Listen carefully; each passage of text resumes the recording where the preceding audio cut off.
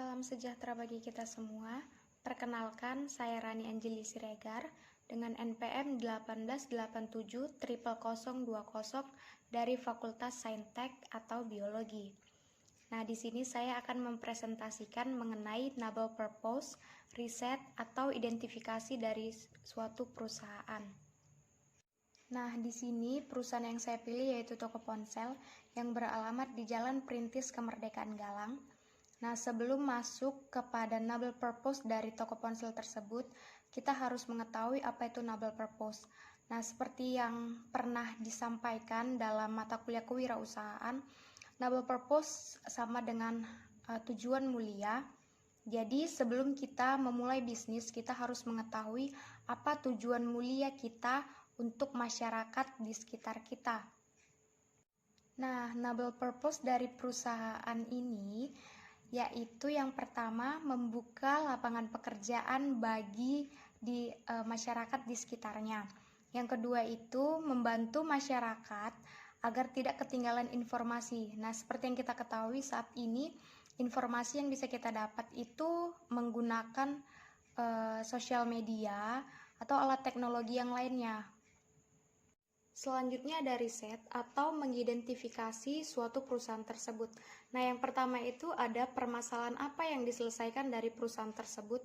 Nah, saat ini untuk permasalahan yang terjadi seperti yang kita ketahui, masih banyak masyarakat yang ibaratnya masih gaptek dalam menggunakan teknologi. Nah, kita ketahui juga bahwasanya untuk sumber informasi saat ini sudah menggunakan teknologi. Jadi perusahaan ini tujuannya juga untuk membantu atau memecahkan permasalahan pada masyarakat. Nah, yang kedua itu ada siapa yang memerlukan solusi dari masalah tersebut gitu kan.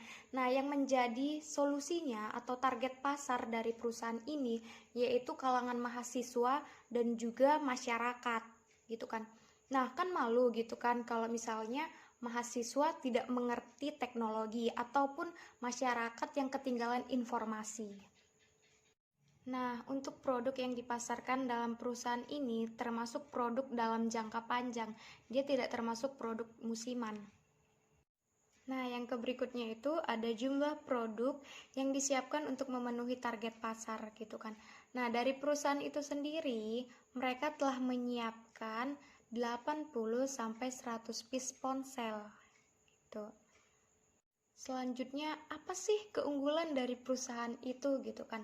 Nah, kita kan harus tahu nih gitu kan keunggulan dari perusahaan itu apa gitu kan, sehingga konsumen tadi tertarik terhadap perusahaan tersebut gitu.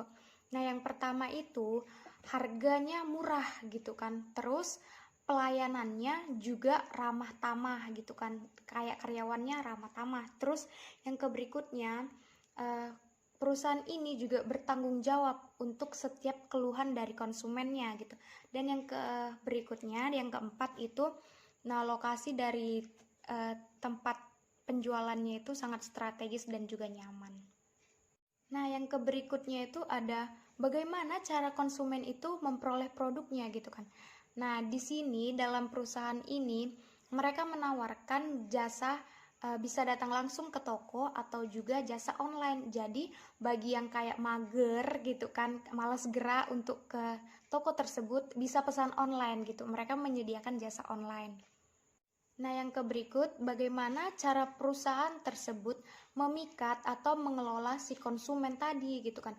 Nah, mereka itu berkomunikasi dengan baik, bahkan menggunakan bahasa yang mudah dimengerti terhadap pelanggan mereka.